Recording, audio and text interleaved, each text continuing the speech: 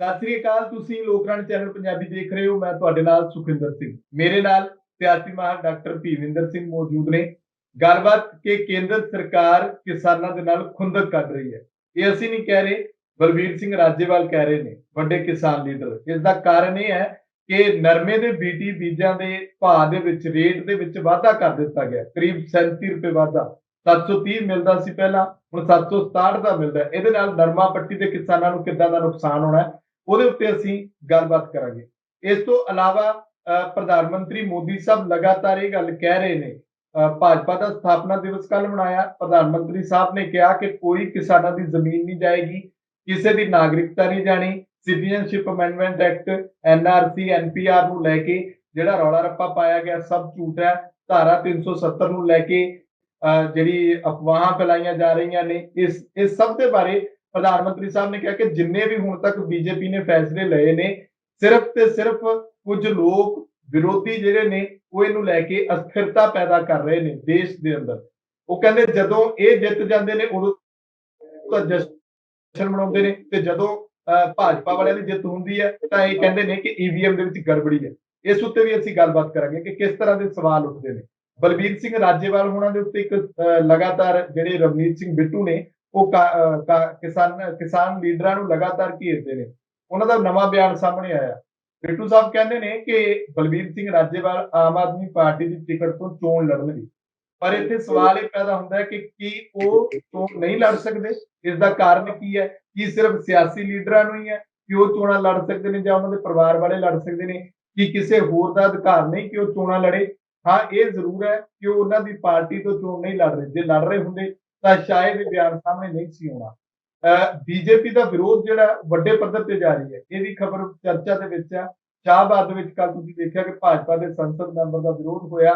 ਹੁਣ ਭਾਜਪਾ ਨੂੰ ਸਿੱਧਾ ਚੈਲੰਜ ਕਿਸਾਨ ਲੀਡਰਾਂ ਦਾ, ਕਿਸਾਨ ਜਥੇਬੰਦੀ ਦਾ, ਸੰਯੁਕਤ ਕਿਸਾਨ ਮੋਰਚੇ ਤੋਂ ਆਇਆ ਕਿ ਜਾਂ ਤਾਂ ਤੁਸੀਂ ਭਾਜਪਾ ਦਾ ਖਹਿੜਾ ਛੱਡ ਦਿਓ, ਜਾਂ ਫਿਰ ਤੁਹਾਡਾ ਵਿਰੋਧ ਇਸੇ ਢੰਗ ਦੇ ਨਾਲ, ਇਸੇ ਤਰੀਕੇ ਨਾਲ ਹੁੰਦਾ ਰਹੇਗਾ ਜਦ ਤੱਕ ਤੁਸੀਂ ਕਿਸਾਨਾਂ ਦੇ ਹੱਕ ਦੇ ਵਿੱਚ ਨਹੀਂ ਨਿੱਤਰਦੇ। ਵੱਡੀਆਂ ਖਬਰਾਂ ਉੱਤੇ ਅਸੀਂ ਚਰਚਾ ਕਰਾਂਗੇ। ਭੀਵਿੰਦਰ ਸਿੰਘ ਜੀ, ਤੁਹਾਡਾ ਸਵਾਗਤ ਹੈ ਲੋਕਰਾਣੀ ਚੈਨਲ ਪੰਜਾਬੀ। ਬਹੁਤ ਬਹੁਤ ਸ਼ੁਕਰੀਆ ਸੁਖਵਿੰਦਰ ਜੀ, ਧੰਨਵਾਦ, ਮਿਹਰਬਾਨੀ। ਸ਼ੁਕਰੀਆ, ਧੰਨਵਾਦ, ਤੁਸੀਂ ਸਾਨੂੰ ਆਪਣਾ ਸਮਾਂ ਦਿੱਤਾ। ਭੀਵਿੰਦਰ ਸਿੰਘ ਜੀ, ਸਭ ਤੋਂ ਪਹਿਲਾਂ ਇਹ ਦੱਸੋ ਕਿ ਕੇਂਦਰ ਸਰਕਾਰ, ਰਾਜੇਵਾਲ ਸਾਹਿਬ ਕਹਿੰਦੇ ਖੁੰਦਕ ਕੱਢ ਰਹੀ ਹੈ, ਬੀਟੀ ਦੇ ਬੀਜਾਂ ਦੇ ਵਿੱਚ ਵਾਧਾ ਕਰਨਾ, ਇਹ ਕਿੱਧਰ ਦੀ ਮਤਲਬ ਕਿ ਉਹ ਤੋਂ ਕਹਿ ਕੇ ਜਿਹੜੀਆਂ ਪ੍ਰਾਈਵੇਟ ਫਰਮਾਂ ਨੇ ਉਹਨਾਂ ਨੂੰ ਲਗਾਤਾਰ ਲਾਹਾ ਦੇਣਾ? ਜੀ ਸੁਖਵਿੰਦਰ ਜੀ, ਪਹਿਲਾਂ ਤਾਂ ਆਪਾਂ ਦੇਖਦੇ ਹਾਂ ਕਿ ਲਗਾਤਾਰ ਜਦੋਂ ਤੋਂ ਕਿਸਾਨ ਧਰਨਿਆਂ ਤੇ ਬੈਠੇ ਰਹੇ, ਲਗਭਗ 7-8 ਮਹੀਨੇ ਤੋਂ ਇਹ ਗੱਲਾਂ ਜਿਹੜੀਆਂ ਨੇ ਉਹ ਜਾਰੀ ਨੇ। ਔਰ ਇਸ ਤੋਂ ਵੀ ਪਹਿਲਾਂ ਆਪਾਂ ਦੇਖੀਏ ਕਿ ਏਪੀਐਮਸੀ ਐਕਟ, ਜਿਹੜਾ ਕਿ ਸਰਕਾਰੀ ਮੰਡੀਆਂ ਨੂੰ ਡਿਵੈਲਪ ਕਰਨ ਦਾ ਔਰ ਜਿਹਦੇ ਵਿੱਚ ਆੜ੍ਹਤੀਆਂ ਦੇ ਰਾਹੀਂ ਸਾਰੀ ਜਿਹੜੀ ਪੇਮੈਂਟ ਹੈ ਉਹ ਕਿਸਾਨਾਂ ਨੂੰ ਕਰਨਾ, ਉਹ ਸਾਰੀਆਂ ਚੀਜ਼ਾਂ ਨੂੰ ਖਤਮ ਕਰਨ ਦੀ ਕੇਂਦਰ ਸਰਕਾਰ ਵੱਲੋਂ ਕੋਸ਼ਿਸ਼ ਕੀਤੀ ਗਈ ਤਾਂ ਕਿ ਆੜ੍ਹਤੀਆਂ ਤੇ ਕਿਸਾਨਾਂ ਦੇ ਵਿਚਕਾਰ ਜਿਹੜਾ ਹੈਗਾ ਪਾੜਾ ਪਾਇਆ ਜਾਏ ਔਰ ਉਹਨਾਂ ਦੇ ਵਿੱਚ ਫੁੱਟ ਪਾ ਕੇ ਕਿਸਾਨੀ ਅੰਦੋਲਨ ਨੂੰ ਖਤਮ ਕਰਨ ਦੀ ਕੋਸ਼ਿਸ਼ ਕੀਤੀ ਜਾਏ। ਉਸ ਤੋਂ ਬਾਅਦ ਲਗਾਤਾਰ ਆਪਾਂ ਨੂੰ ਪਤਾ ਹੈ ਕਿ ਜਿਹੜੇ ਛੜਯੰਤਰ, ਚਾਹੇ 26 ਜਨਵਰੀ ਵਾਲੀ ਘਟਨਾ ਹੋਵੇ ਜਾਂ ਹੋਰ, ਇਸ ਤੋਂ ਵੀ ਇਲਾਵਾ ਜੇ ਆਪਾਂ ਦੇਖੀਏ ਕਿ ਲਗਾਤਾਰ ਜਿਹੜੇ ਨੇ ਬੀਜੇਪੀ ਕੋਸ਼ਿਸ਼ ਕਰਦੀ ਹੈ ਕਿ ਇਹ ਜਿਹੜਾ ਕਿਸਾਨੀ ਅੰਦੋਲਨ ਹੈ ਇਹਨੂੰ ਕਿਵੇਂ ਨਾ ਕਿਵੇਂ ਡਰਾ ਕੇ, ਧਮਕਾ ਕੇ, ਲਾਲਚ ਦੇ ਕੇ ਇਹਨੂੰ ਖਤਮ ਕਰਨ ਦੀ ਕੋਸ਼ਿਸ਼ ਉਹ ਲਗਾਤਾਰ ਜਾਰੀ ਹੈ। ਹੁਣ ਜਿਹੜਾ ਅਗਲਾ ਬਿਆਨ ਜਿਵੇਂ ਰਾਜੇਵਾਲ ਜੀ ਦਾ ਤੁਸੀਂ ਇਸ਼ਾਰਾ ਕੀਤਾ ਹੈ, ਆਪਾਂ ਨੂੰ ਪਤਾ ਹੈ ਕਿ ਪੰਜਾਬ ਦੇ ਵਿੱਚ ਖਾਸ ਤੌਰ ਤੇ ਜਿਹੜਾ ਮਾਲਵਾ ਬੈਲਟ ਹੈ, ਮਾਲਵਾ ਬੈਲਟ ਨੂੰ ਚਿੱਟੀ ਜਿਹੜਾ ਹੈਗਾ, ਜਿਹੜਾ ਵਾਈਟ ਰੈਵੋਲੂਸ਼ਨ ਦਾ ਜਿਹੜਾ ਨਾਮ ਦਿੱਤਾ ਗਿਆ। ਖਾਸ ਤੌਰ ਤੇ ਜਿਹੜੀ ਕਪਾਹ ਦੀ ਬੈਲਟ ਹੈ, ਨਰਮਾ ਬੈਲਟ ਹੈ, ਨਰਮਾ ਪੱਟੀ ਹੈ, ਉਹਦੇ ਵਿੱਚ ਲਗਾਤਾਰ ਕਿਸਾਨਾਂ ਨੂੰ ਇਹ ਕੋਸ਼ਿਸ਼ ਕਰਦੀ ਹੈ ਕਿ ਲੁੱਟਣ ਦੀ। ਔਰ ਤੁਸੀਂ ਆਪਾਂ ਨੂੰ ਜੇ ਥੋੜਾ ਜਿਹਾ ਪਿੱਛੇ ਜਾਵਾਂ ਮੈਂ, ਕਿਉਂਕਿ ਮੈਂ ਖੁਦ ਮਾਲਵੇ ਨਾਲ ਸੰਬੰਧਿਤ ਹਾਂ ਔਰ ਮੈਂ ਕਿਸਾਨੀ ਜਿਹੜੀ ਸਾਡੀ ਪਰਿਵਾਰ ਦਾ ਕਿੱਤਾ ਹੈ, ਸੋ ਉਹਦੇ ਵਿੱਚ ਲਗਾਤਾਰ ਇਸ ਤੋਂ ਵੀ ਪਹਿਲਾਂ ਚਾਹੇ ਉਹ ਬੀਜਾਂ ਦੀ ਗੱਲ ਹੋਵੇ, ਉਹ ਨਕਲੀ ਬੀਜ ਕਿਸੇ ਵੇਲੇ ਨਰਮੇ ਦੇ ਦਿੱਤੇ ਗਏ, ਔਰ ਚਾਹੇ ਉਹ ਛਿੜਕਾ ਜਿਹੜੀਆਂ ਦਵਾਈਆਂ ਸੀਗੀਆਂ ਉਹਨਾਂ ਦੇ ਵਿੱਚ ਕਰੋੜਾਂ ਦੇ ਘਪਲੇ ਸਾਹਮਣੇ ਆਏ ਪਿਛਲੀਆਂ ਸਰਕਾਰਾਂ ਦੇ। ਔਰ ਲਗਾਤਾਰ ਇਹ ਜਿਹੜੀ, ਮੇਰਾ ਕਹਿਣ ਦਾ ਮਤਲਬ ਹੈ ਕਿ ਨਰਮਾ ਪੱਟੀ ਨੂੰ ਦੇ ਕਿਸਾਨਾਂ ਨੂੰ ਲਗਾਤਾਰ ਠੱਗਣ ਦੀ ਕੋਸ਼ਿਸ਼ ਜਿਹੜੀ ਹੈ, ਚਾਹੇ ਉਹ ਸੈਂਟਰ ਸਰਕਾਰਾਂ ਹੋਣ, ਚਾਹੇ ਉਹ ਸਟੇਟ ਦੀਆਂ ਸਰਕਾਰਾਂ ਹੋਣ ਕੋਸ਼ਿਸ਼ ਕਰਦੀਆਂ ਰਹੀਆਂ ਨੇ। ਹੁਣ ਜਿਹੜਾ ਤਾਜ਼ਾ ਸਾਹਮਣੇ ਆਇਆ ਜਿਹੜਾ ਹੁਣ ਕਿ ਹੁਣ ਮਹਿੰਗਾਈ, ਆਪਾਂ ਨੂੰ ਪਤਾ ਹੈ ਕਿ ਇੱਕ ਪਾਸੇ ਡੀਜ਼ਲ ਔਰ ਪੈਟਰੋਲ ਜਿਹੜਾ ਹੈਗਾ ਉਹ ਲਗਾਤਾਰ, ਮੈਨੂੰ ਲੱਗਦਾ ਕਿ ਪਿਛਲੇ 75 ਸਾਲਾਂ ਤੋਂ, ਆਜ਼ਾਦੀ ਤੋਂ ਬਾਅਦ ਜੋ ਮਹਿੰਗਾ ਡੀਜ਼ਲ ਤੇ ਪੈਟਰੋਲ ਹੋਇਆ ਉਹ ਅੱਜ ਤੱਕ ਮਹਿੰਗਾ ਨਹੀਂ ਹੋਇਆ। ਔਰ ਉਹ ਜਿਹੜੀ ਅਗਲੀ ਜਿਹੜੀ ਘਟਨਾ ਵਾਪਰੀ ਹੈ ਉਹ ਹੈ ਕਿ ਸਾਡੇ ਜਿਹੜੇ ਬੀਜਾਂ ਦੇ ਸਹਾਰੇ ਕਿਸਾਨ ਜਿਉਂਦਾ ਹੈ, ਔਰ ਬੀਜ ਜਿਹੜੇ ਨੇ ਜੇ ਉਹਨੂੰ ਸਸਤੇ ਨਹੀਂ ਮਿਲਣਗੇ ਤਾਂ ਇੱਕ ਪਾਸੇ ਸਰਕਾਰ ਕਹਿ ਰਹੀ ਹੈ ਕਿ ਫਸਲਾਂ ਦੀ ਵਿਭਿੰਨਤਾ ਹੋਣੀ ਚਾਹੀਦੀ ਹੈ। ਫਸਲਾਂ ਦੀ ਵਿਭਿੰਨਤਾ ਤਾਂ ਹੋਏਗੀ ਜੇ ਕਿਸਾਨਾਂ ਨੂੰ ਸਸਤੇ ਬੀਜ ਮਿਲਣਗੇ, ਸਸਤੀ ਮਸ਼ੀਨਰੀ ਮਿਲੇਗੀ, ਸਸਤਾ ਪਾਣੀ ਮਿਲੇਗਾ, ਸਸਤੀ ਬਿਜਲੀ ਮਿਲੇਗੀ, ਤਾਂ ਹੀ ਉਹ ਜਿਹੜੇ ਨੇ ਦੂਸਰੀਆਂ ਫਸਲਾਂ ਵੱਲ ਆਉਣਗੇ। ਖਾਸ ਤੌਰ ਤੇ ਜੇ ਆਪਾਂ ਨਰਮਾ ਪੱਟੀ ਦੀ ਜਿਵੇਂ ਤੁਸੀਂ ਇਸ਼ਾਰਾ ਕਰ ਰਹੇ ਹੋ, ਨਰਮਾ ਤਾਂ ਹੀ, ਕਪਾਹ ਤਾਂ ਹੀ ਲੋਕ ਬੀਜਣਗੇ, ਤਾਂ ਹੀ ਕਿਸਾਨ ਬੀਜਣਗੇ ਜੇ ਉਹਨਾਂ ਨੂੰ ਝੋਨੇ ਦੇ ਨਾਲੋਂ ਸਸਤਾ ਰੇਟ ਪਏਗਾ। ਨਹੀਂ ਤਾਂ ਲੋਕ ਕੀ ਹੋਣਗੇ, ਹੌਲੀ ਹੌਲੀ ਕੀ ਹੋਏਗਾ ਕਿ ਇੱਥੋਂ ਵੀ ਜਿੱਥੇ ਨਰਮਾ ਪੱਟੀ ਹੈ ਜਾਂ ਕਪਾਹ ਦੀ ਪੱਟੀ ਹੈ ਉਹਨੂੰ ਵਾਹ ਕੇ ਲੋਕ ਜਿਹੜੇ ਨੇ ਝੋਨਾ ਲਾਉਣਾ ਸ਼ੁਰੂ ਕਰ ਦੇਣਗੇ। ਸੋ ਮੇਰਾ ਕਹਿਣ ਦਾ ਮਤਲਬ ਹੈ ਕਿ ਕਿਸਾਨਾਂ ਨੂੰ ਜੇ ਬਚਾਉਣਾ ਹੈ ਤਾਂ ਲਾਜ਼ਮੀ ਤੌਰ ਤੇ ਕੇਂਦਰ ਸਰਕਾਰ ਇੱਕ ਪਾਸੇ ਕਹਿੰਦੀ ਹੈ ਕਿ 2022 ਦੇ ਵਿੱਚ ਅਸੀਂ ਤੁਹਾਡੀ ਆਮਦਨ ਦੁੱਗਣੀ ਕਰ ਦਾਂਗੇ, ਦੂਜੇ ਪਾਸੇ ਤੁਸੀਂ ਮਹਿੰਗਾਈ ਤੇ ਮਹਿੰਗਾਈ ਕਰ ਰਹੇ ਹੋ ਔਰ ਉਹਨਾਂ ਨੂੰ ਰੋਟੀ ਖਾਣ ਜੋਗੇ ਤੁਸੀਂ ਨਹੀਂ ਛੱਡ ਰਹੇ। ਖਾਸ ਤੌਰ ਤੇ ਮਾਲਵੇ ਦਾ ਕਿਸਾਨ ਤਾਂ ਪਹਿਲਾਂ ਹੀ ਵਿਚਾਰਾ ਮਾਰਿਆ ਪਿਆ। ਮਾਲਵੇ ਦਾ ਕਿਸਾਨ, ਸੁਖਵਿੰਦਰ ਜੀ, ਆਪਾਂ ਨੂੰ ਪਤਾ ਹੈ ਕਿ ਪੂਰੇ ਪੰਜਾਬ ਨਾਲੋਂ ਜੇ ਸਭ ਤੋਂ ਜ਼ਿਆਦਾ ਖੁਦਕੁਸ਼ੀਆਂ ਕੌਣ ਕਰ ਰਿਹਾ ਇਸ ਵੇਲੇ, ਮਾਲਵੇ ਦਾ ਕਿਸਾਨ ਕਰ ਰਿਹਾ ਜ਼ਿਆਦਾ। ਔਰ ਕਿਉਂ ਕਰ ਰਿਹਾ? ਕਿਉਂਕਿ ਉਹਦੇ ਉੱਤੇ ਸਿਰ ਤੇ ਕਰਜ਼ਾ ਹੈ। ਕਰਜ਼ਾ ਕਿਉਂ ਹੈ? ਕਿਉਂਕਿ ਮਹਿੰਗਾਈ ਹੈ, ਲਗਾਤਾਰ ਉਹ ਕਰਜ਼ੇ ਦੇ ਵਿੱਚ ਫਸਦਾ ਹੈ ਔਰ ਹਰ ਰੋਜ਼ ਲਗਭਗ 3 ਜਾਂ 4 ਕਿਸਾਨ ਜਾਂ ਖੇਤ ਮਜ਼ਦੂਰ ਅੱਜ ਖੁਦਕੁਸ਼ੀ ਕਰ ਰਹੇ ਨੇ। ਸੋ ਇਸ ਕਰਕੇ ਜੇ ਕਿਸਾਨੀ ਨੂੰ ਬਚਾਉਣਾ ਹੈ ਜਾਂ ਮਾਲਵਾ ਪੱਟੀ ਨੂੰ ਬਚਾਉਣਾ ਹੈ, ਜੇ ਖੇਤੀ ਵਿਭਿੰਨਤਾ ਜਿਹੜੀ ਸਰਕਾਰ ਕਹਿੰਦੀ ਹੈ ਕਿ ਅਸੀਂ ਲਿਆਉਣਾ ਚਾਹੁੰਦੇ ਹਾਂ, ਝੋਨੇ ਔਰ ਕਣਕ ਤੋਂ ਅਸੀਂ ਖਹਿੜਾ ਛੁਡਾਉਣਾ ਚਾਹੁੰਦੇ ਹਾਂ ਕਿਸਾਨ ਦਾ, ਤਾਂ ਲਾਜ਼ਮੀ ਤੌਰ ਤੇ ਉਹਨਾਂ ਨੂੰ ਰੇਟ ਜਿਹੜੇ ਨੇ ਬੀਜਾਂ ਦੇ ਘੱਟ ਕਰਨੇ ਪੈਣਗੇ, ਦਵਾਈਆਂ ਦੇ ਰੇਟ ਘੱਟ ਕਰਨੇ ਪੈਣਗੇ ਔਰ ਜਿਹੜੀਆਂ ਖਾਦਾਂ ਉਹ ਪਾਉਂਦੇ ਨੇ ਉਹਦੇ ਰੇਟ ਘੱਟ ਕਰਨੇ ਪੈਣਗੇ। ਆਲਰੇਡੀ ਆਪਾਂ ਦੇਖਦੇ ਹਾਂ ਕਿ ਜਿਹੜੀ ਮਾਲਵਾ ਪੱਟੀ ਹੈ ਉਹਦੇ ਵਿੱਚ ਛਿੜਕਾਅ ਇੰਨਾ ਦਵਾਈਆਂ ਦਾ ਹੋ ਰਿਹਾ ਕਿ ਉਹ ਕੈਂਸਰ ਬੈਲਟ ਬਣ ਚੁੱਕੀ ਹੈ। ਅੱਜ ਮੈਨੂੰ ਲੱਗਦਾ ਕਿ ਮਾਲਵੇ ਦੇ ਹਰ ਘਰ ਦੇ ਵਿੱਚ ਜਾਂ ਕਿਸੇ ਨਾ ਕਿਤੇ ਆਪਾਂ ਜਾਂ ਕਾਲੇ ਪੀਲੀਏ ਦੀ ਗੱਲ ਹੋਵੇ ਜਾਂ ਕੈਂਸਰ ਵਰਗੀਆਂ ਬਿਮਾਰੀਆਂ ਜਿਹੜੀਆਂ ਨੇ ਉਹ ਮਾਲਵੇ ਦੇ ਵਿੱਚ ਬਹੁਤ ਜ਼ਿਆਦਾ ਫੈਲੀਆਂ ਹੋਈਆਂ ਨੇ। ਸੋ ਇਹਦਾ ਕਾਰਨ ਇਹੀ ਹੈ ਕਿ ਸਾਡੀਆਂ ਸਰਕਾਰਾਂ ਇੱਕ ਪਾਸੇ ਲੋਕਾਂ ਨੂੰ ਤਾਂ ਲਾਰੇ ਇਹ ਲਾ ਰਹੀਆਂ ਨੇ ਕਿ ਅਸੀਂ ਖੇਤੀ ਵਿਭਿੰਨਤਾ ਨੂੰ ਲੈ ਕੇ ਆਵਾਂਗੇ, 2 ਫਸਲੀ ਚੱਕਰ ਤੋਂ ਇਹਨਾਂ ਦਾ ਖਹਿੜਾ ਛੁਡਾਵਾਂਗੇ, ਪਰ ਜਦੋਂ ਕਿਸਾਨ ਦੂਜੀਆਂ ਫਸਲਾਂ ਵੱਲ ਬੀਜਣਾ ਚਾਹੁੰਦਾ, ਜਾਣਾ ਚਾਹੁੰਦਾ, ਤਾਂ ਉਹਨਾਂ ਨੂੰ ਜਿਹੜਾ ਹੈਗਾ ਨਾ ਤਾਂ ਉਹਦੀ ਮਾਰਕੀਟਿੰਗ ਸਹੀ ਹੋ ਰਹੀ ਹੈ। ਆਪਾਂ ਨੂੰ ਪਤਾ ਹੈ ਕਿ ਨਰਮਾ ਔਰ ਕਪਾਹ ਬੇਸ਼ੱਕ MSP ਜਿਹੜੀ ਹੈਗੀ ਆ ਉਹਨਾਂ ਦੀ ਜ਼ਿਆਦਾ ਹੈ, ਪਰ ਜਦੋਂ ਰੇਟ ਚੱਕਿਆ ਜਾਂਦਾ ਹੈ ਜਿਹੜਾ ਨਰਮਾ ਤੇ ਕਪਾਹ, ਉਹ ਬਹੁਤ ਅੱਧੇ ਰੇਟ ਤੱਕ ਕਈ ਵਾਰੀ ਚਲਿਆ ਜਾਂਦਾ। ਸੋ ਇੱਕ ਪਾਸੇ ਸਰਕਾਰਾਂ MSP ਕਹਿੰਦੀਆਂ ਨੇ ਕਿ ਅਸੀਂ ਖਤਮ ਨਹੀਂ ਹੋਣ ਦੇਣੀ, ਦੂਜੇ ਪਾਸੇ ਇਹ ਜਿਹੜੀਆਂ ਫਸਲਾਂ ਨੇ ਸਾਡੀਆਂ, ਜਿਹੜੀਆਂ ਨਰਮੇ ਤੇ ਜਾਂ ਕਪਾਹ ਦੀਆਂ ਜਾਂ ਸਰੋਂ ਦੀਆਂ ਜਾਂ ਦਾਲਾਂ ਨੇ, ਹੋਰ ਬਹੁਤ ਸਾਰੀਆਂ ਚੀਜ਼ਾਂ ਨੇ ਜਿਹਦੇ ਤੇ ਸਰਕਾਰਾਂ ਕਹਿੰਦੀਆਂ ਨੇ ਕਿ ਅਸੀਂ MSP ਦੇਣ ਨੂੰ ਤਿਆਰ ਹਾਂ, ਪਰ ਦੂਜੇ ਪਾਸੇ ਮਹਿੰਗਾਈ ਇੰਨੀ ਵਧਾਈ ਜਾ ਰਹੀ ਹੈ। ਜਿਵੇਂ ਰਾਜੇਵਾਲ ਜੀ ਨੇ ਇਸ਼ਾਰਾ ਕੀਤਾ ਹੈ, ਇਹਦਾ ਮਤਲਬ ਹੈ ਕਿ ਕਿਸਾਨ ਆਉਣ ਵਾਲੇ ਸਮੇਂ ਦੇ ਵਿੱਚ ਹੋਰ ਖਤਮ ਹੋਏਗਾ, ਹੋਰ ਖੁਦਕੁਸ਼ੀਆਂ ਕਰੇਗਾ, ਹੋਰ ਕਰਜ਼ਈ ਹੋਏਗਾ ਔਰ ਵੱਡੇ ਸੰਕਟ ਦੇ ਵਿੱਚ ਆਉਣ ਵਾਲੇ ਦਿਨਾਂ ਦੇ ਵਿੱਚ ਫਸੇਗਾ। ਜੀ ਸੁਖਿੰਦਰ ਜੀ। ਡਾਕਟਰ ਸਾਹਿਬ, ਹੁਣ ਇਹ ਦੱਸਿਓ ਕਿ ਅਗਲੀ ਖਬਰ ਜਿਹੜੀ ਹੈ ਕਿ ਪ੍ਰਧਾਨ ਮੰਤਰੀ ਸਾਹਿਬ ਭਾਜਪਾ ਦੇ ਸਥਾਪਨਾ ਦਿਵਸ ਤੇ ਗੱਲ ਕਹਿੰਦੇ ਨਜ਼ਰ ਆਏ। ਉਹਨਾਂ ਨੇ ਕਿਹਾ ਕਿ ਜਿਹੜਾ ਬਾਕੀ ਸਰਕਾਰਾਂ ਜਿਹੜੀਆਂ ਨੇ, ਬਾਕੀ ਜਿਹੜੇ ਵਿਰੋਧੀ ਨੇ, ਉਹ ਰਲ ਕੇ ਕਿਤੇ ਨਾ ਕਿਤੇ ਅਸਥਿਰਤਾ ਪੈਦਾ ਕਰ ਰਹੇ ਨੇ ਕਿ ਅਸੀਂ ਜਿਹੜੇ ਹੁਣ ਤੱਕ ਕੰਮ ਕੀਤੇ ਨੇ ਜਾਂ ਜੋ ਹੁਣ ਤੱਕ ਬਦਲਾਅ ਲਿਆਂਦੇ ਨੇ ਉਹ ਸਭ ਨੂੰ ਲੈ ਕੇ ਤੁਸੀਂ ਕਿੱਦਾਂ ਦੇਖਦੇ ਹੋ? ਕਹਿੰਦੇ ਕੋਈ ਜ਼ਮੀਨ ਨਹੀਂ ਜਾਣੀ, ਕੋਈ ਸੰਵਿਧਾਨ ਨੂੰ ਖਤਰਾ ਨਹੀਂ ਹੈਗਾ ਕਿਸੇ ਵੀ ਢੰਗ ਦਾ, ਕੋਈ ਵੀ ਧਾਰਾ 370 ਨੂੰ ਲੈ ਕੇ ਜੋ ਕੁਝ ਫੈਲਾਇਆ ਗਿਆ ਉਹ ਸਭ ਝੂਠ ਹੈ, ਭਾਜਪਾ ਸਹੀ ਦਿਸ਼ਾ ਦੇ ਵਿੱਚ ਜਾ ਰਹੀ ਹੈ। EVM ਨੂੰ ਲੈ ਕੇ ਵੀ ਉਹਨਾਂ ਨੇ ਕਿਹਾ ਕਿ ਜਦੋਂ ਇਹ ਆਪ ਜਿੱਤਦੇ ਨੇ ਤਾਂ ਜਸ਼ਨ ਮਨਾਉਂਦੇ ਨੇ, ਭਾਜਪਾ ਤੇ ਸਵਾਲ ਚੁੱਕਦੇ ਨੇ। ਇਹਨੂੰ ਕਿੱਦਾਂ ਦੇਖਦੇ ਹੋ ਸਾਰੇ? ਸੁਖਵਿੰਦਰ ਜੀ, ਜਦੋਂ ਅਸੀਂ ਭਾਜਪਾ ਦੀ ਸੱਤਾ, ਖਾਸ ਤੌਰ ਤੇ ਮੋਦੀ ਦੀ ਸੱਤਾ ਦੇਖਦੇ ਹਾਂ ਪਿਛਲੇ 7 ਸਾਲਾਂ ਦੇ ਵਿੱਚ, ਮੈਨੂੰ ਲੱਗਦਾ ਹੈ ਕਿ ਹਿੰਦੁਸਤਾਨ ਦੇ ਆਜ਼ਾਦੀ ਦੇ ਇਤਿਹਾਸ ਦੇ ਵਿੱਚ, 75 ਸਾਲਾਂ ਦੇ ਇਤਿਹਾਸ ਦੇ ਵਿੱਚ ਇਦਾਂ ਦਾ ਰਾਜ ਕਦੇ ਵੀ ਨਹੀਂ ਆਇਆ।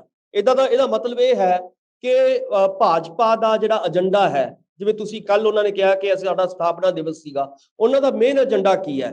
ਹਿੰਦੀ, ਹਿੰਦੂ, ਹਿੰਦੁਸਤਾਨ, ਕਿ ਇਹਨੂੰ ਇੱਥੇ ਇੱਕ ਭਾਸ਼ਾ ਦੇ ਨਾਂ ਦੇ ਉੱਤੇ ਲਾਗੂ ਕਰਨਾ ਔਰ ਇਹਨੂੰ ਹਿੰਦੂ ਰਾਸ਼ਟਰ ਬਣਾਉਣਾ ਔਰ ਇਹਨੂੰ ਜਿਹੜਾ ਹੈਗਾ ਇੱਕ ਖਾਸ ਰੰਗ ਦੇ ਵਿੱਚ ਰੰਗ ਕੇ ਜਿਹੜਾ ਅਸੀਂ ਆਪਣੀ ਸੱਤਾ ਲੈ ਕੇ ਆਉਣੀ। ਆਪਾਂ ਨੇ ਹੁਣ ਪਿਛਲੇ ਦਿਨਾਂ 'ਚ ਤੁਸੀਂ ਬੰਗਾਲ ਦੇ ਵਿੱਚ ਜਦੋਂ ਹੁਣ ਚੋਣਾਂ ਹੋ ਰਹੀਆਂ ਨੇ, ਉਹਨੂੰ ਵੀ ਉਹਨਾਂ ਨੇ ਪੋਲਰਾਈਜੇਸ਼ਨ ਕੀਤਾ, ਜਿੱਥੇ ਕਿ ਕਿਸੇ ਵੇਲੇ ਕਲਾਸ ਦੀ ਲੜਾਈ ਸੀਗੀ, ਉਹਨੂੰ ਵੀ ਇਹਨਾਂ ਨੇ ਧਰਮ ਦੀ ਲੜਾਈ ਦੇ ਆਧਾਰ ਤੇ ਵੰਡ ਕੇ ਲੋਕਾਂ ਨੂੰ ਉੱਥੋਂ ਵੀ ਜਿਹੜੀ ਹੈਗੀ ਆ ਸੱਤਾ ਨੂੰ ਹਥਿਆਉਣ ਦੀ ਕੋਸ਼ਿਸ਼ ਕੀਤੀ ਹੈ।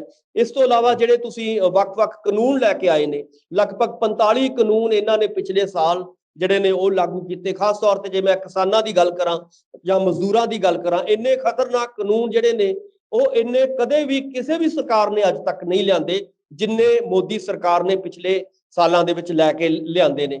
ਸੋ ਇੱਕ ਪਾਸੇ ਕਹਿੰਦੇ ਨੇ ਕਿ ਅਸੀਂ ਹਿੰਦੁਸਤਾਨ ਨੂੰ ਨੰਬਰ 1 ਦਾ ਮੁਲਕ ਬਣਾਉਣਾ ਚਾਹੁੰਦੇ ਹਾਂ ਔਰ ਇਹਦੀ 5 ਟ੍ਰਿਲੀਅਨ ਡਾਲਰ ਦੀ ਇਕਨੋਮੀ ਬਣਾਉਣਾ ਚਾਹੁੰਦੇ ਹਾਂ ਔਰ ਇਹਨੂੰ ਮਹਾਸ਼ਕਤੀ ਬਣਾਉਣਾ ਚਾਹੁੰਦੇ ਹਾਂ। ਦੂਜੇ ਪਾਸੇ ਕੀ ਹੋ ਰਿਹਾ ਕਿ ਜਦੋਂ ਇਦਾਂ ਦੇ ਕਾਨੂੰਨ ਉਹ ਲਾਗੂ ਕਰਦੇ ਨੇ ਔਰ ਲੋਕਾਂ ਨੂੰ ਧਰਮਾਂ ਦੇ ਨਾਂ ਦੇ ਉੱਤੇ, ਜਾਤਾਂ ਦੇ ਨਾਂ ਦੇ ਉੱਤੇ, ਭਾਸ਼ਾਵਾਂ ਦੇ ਨਾਂ ਦੇ ਉੱਤੇ ਵੰਡ ਕੇ ਜਿਹੜਾ ਅਸੀਂ ਆਪਣੀ ਸੱਤਾ ਨੂੰ ਕਾਇਮ ਕਰਨਾ ਚਾਹੁੰਦੇ ਨੇ, ਉਹਦੇ ਨਾਲ ਹੀ ਸਾਨੂੰ ਲੱਗ ਰਿਹਾ ਕਿ ਇਹ ਜਿਹੜੇ ਕਾਲੇ ਕਾਨੂੰਨ ਪਿਛਲੇ ਸਾਲ ਬਣਾਏ ਗਏ, ਖਾਸ ਤੌਰ ਤੇ ਕਰੋਨਾ ਦੀ ਆੜ ਦੇ ਵਿੱਚ, ਤਾਂ ਇਹ ਇੰਨੇ ਖਤਰਨਾਕ ਨੇ ਕਿ ਇਹ ਆਮ ਲੋਕ ਜਿਹੜੇ ਮਜ਼ਦੂਰ ਨੇ ਜਾਂ ਘੱਟ ਗਿਣਤੀਆਂ ਨੇ, ਇੱਥੋਂ ਤੱਕ ਕਿ ਜਿਵੇਂ ਤੁਸੀਂ ਕਹਿ ਰਹੇ ਕਿ ਉਹ ਕਹਿੰਦੇ ਸੰਵਿਧਾਨ ਨਹੀਂ ਬਦਲ ਰਹੇ, ਉਹ ਤਾਂ ਸੰਵਿਧਾਨ ਮਤਲਬ ਜਿੱਦਣ ਉਹਨਾਂ ਦੇ ਸੱਤਾ 'ਚ ਆਏ ਸੀਗੇ ਉਹਨਾਂ ਦਾ ਏਜੰਡਾ ਹੀ ਇਹੀ ਹੈ। ਖਾਸ ਤੌਰ ਤੇ ਸਾਡੇ ਸੰਵਿਧਾਨ ਦੀ ਪ੍ਰੀਐਮਬਲ ਕੀ ਕਹਿੰਦੀ ਹੈ? ਸਾਡੇ ਸੰਵਿਧਾਨ ਦੀ ਪ੍ਰੀਐਮਬਲ ਇਹ ਕਹਿੰਦੀ ਹੈ ਕਿ ਸਮਾਜਵਾਦੀ ਜਿਹੜੀ ਹੈਗੀ ਅਰਥ ਵਿਵਸਥਾ ਹੋਏਗੀ, ਯਾਨੀ ਕਿ ਬਰਾਬਰੀ ਦਾ ਸਮਾਜ ਹੋਏਗਾ, ਧਰਮ ਨਿਰਪੱਖ ਸਮਾਜ ਹੋਏਗਾ। ਪਰ ਦੂਜੇ ਪਾਸੇ ਕੀ ਲਿਆਂਦਾ ਜਾ ਰਿਹਾ? ਧਰਮ ਨਿਰਪੱਖਤਾ ਨੂੰ ਹਟਾਉਣ ਦੀਆਂ ਕੋਸ਼ਿਸ਼ਾਂ ਕੀਤੀਆਂ ਜਾ ਰਹੀਆਂ ਨੇ। ਸਮਾਜਵਾਦ ਯਾਨੀ ਕਿ ਬਰਾਬਰੀ ਵਾਲੇ ਸਮਾਜ ਨੂੰ ਇਹ ਕਿਹਾ ਜਾ ਰਿਹਾ ਕਿ ਇੱਥੇ ਅਸੀਂ ਇੱਕ ਖਾਸ ਤਰ੍ਹਾਂ ਦਾ ਜਿਹੜਾ ਹੈਗਾ ਧਰਮ ਦਾ ਅਸੀਂ ਰਾਜ ਲੈ ਕੇ ਆਵਾਂਗੇ। ਸੋ ਇਹ ਸਾਰੀਆਂ ਪ੍ਰੈਕਟੀਕਲੀ ਜਿਹੜੀਆਂ ਗੱਲਾਂ ਹੋ ਰਹੀਆਂ ਨੇ ਇਹ ਬਹੁਤ ਹੀ ਖਤਰਨਾਕ ਨੇ, ਸਾਡੇ ਸਾਰਿਆਂ ਦੇ ਲਈ, ਘੱਟ ਗਿਣਤੀਆਂ ਦੇ ਲਈ ਵੀ ਖਤਰਨਾਕ ਨੇ। ਜੇ ਜਿਹੜੀਆਂ ਬਾਕੀ ਜਿਹੜੀਆਂ ਭਾਸ਼ਾਵਾਂ ਬੋਲਣ ਵਾਲੇ, ਜੇ ਪੰਜਾਬੀ ਦੀ ਗੱਲ ਕਰੀਏ ਤਾਂ ਪੰਜਾਬੀ ਇਸ ਵੇਲੇ ਖਤਰੇ 'ਚ ਹੈ, ਜਾਂ ਜੇ ਆਪਾਂ ਪੰਜਾਬੀਅਤ ਦੀ ਗੱਲ ਕਰੀਏ ਉਹ ਸਾਡੀ ਖਤਰੇ 'ਚ ਹੈ। ਜੇ ਆਪਾਂ ਜਿਹੜੇ ਦੂਸਰੇ ਧਰਮ ਨੇ ਜਿਵੇਂ RSS ਬਾਕੀ ਧਰਮਾਂ ਦੇ ਉੱਤੇ ਗਲਬਾ ਪਾਉਣਾ ਚਾਹੁੰਦਾ, ਉਹਨਾਂ ਨੂੰ ਖਤਮ ਕਰਨਾ ਚਾਹੁੰਦਾ, ਉਹਦੀ ਗੱਲ ਕਰੀਏ ਤਾਂ ਸਾਡਾ ਸਿੱਖੀ ਜਿਹੜੀ ਹੈਗੀ ਹੈ ਇਸ ਵੇਲੇ ਉਹ ਵੱਡੀ ਖਤਰੇ 'ਚ ਹੈ। ਸੋ ਮੇਰਾ ਕਹਿਣ ਦਾ ਮਤਲਬ ਹੈ ਕਿ ਜਦੋਂ ਤੋਂ ਪਿਛਲੇ 7 ਸਾਲਾਂ ਤੋਂ BJP ਸਰਕਾਰ, ਮੋਦੀ ਸਰਕਾਰ ਆਈ ਹੈ, ਉਹਨੇ ਪੰਜਾਬ ਦੇ ਲੋਕਾਂ ਦਾ ਔਰ ਪੂਰੇ ਹਿੰਦੁਸਤਾਨ ਦੇ ਆਮ ਲੋਕਾਂ ਦਾ, ਘੱਟ ਗਿਣਤੀਆਂ ਦਾ, ਵੱਖ-ਵੱਖ ਧਰਮਾਂ ਦਾ, ਖਾਸ ਤੌਰ ਤੇ ਜੇ ਆਪਾਂ ਮੁਸਲਿਮ ਧਰਮ ਦੀ ਗੱਲ ਕਰੀਏ, ਤੁਸੀਂ NRC ਜਾਂ ਜਿਹੜੇ ਵੱਖਰੇ 370 ਧਾਰਾ ਦੀ ਗੱਲ ਕੀਤੀ ਹੈ, ਇਹਦੇ ਵਿੱਚ ਕੀ ਹੈ ਕਿ ਉਹ ਇੱਕ ਖਾਸ ਤਰ੍ਹਾਂ ਦੇ ਧਰਮ ਦੇ ਲੋਕਾਂ ਦੇ ਜਿਹੜੇ ਜਿੱਥੇ ਵੀ ਉਹ ਰਹਿੰਦੇ ਨੇ ਉਹਨਾਂ ਦੇ ਉੱਤੇ ਇਹ ਕਾਲੇ ਕਾਨੂੰਨ ਥੋਪ ਕੇ ਉਹਨਾਂ ਦੇ ਉੱਤੇ ਕੰਟਰੋਲ ਕਰਨਾ ਚਾਹੁੰਦੇ ਨੇ। ਉਹਨਾਂ ਨੂੰ ਇੱਥੋਂ ਜਾਂ ਤਾਂ ਭਜਾਉਣਾ ਚਾਹੁੰਦੇ ਨੇ ਜਾਂ ਉਹਨਾਂ ਨੂੰ ਕਹਿੰਦੇ ਨੇ ਕਿ ਤੁਸੀਂ ਸਾਡੇ ਅਧੀਨ ਰਹੋ, ਸਾਡੇ ਕੰਟਰੋਲ 'ਚ ਰਹੋ।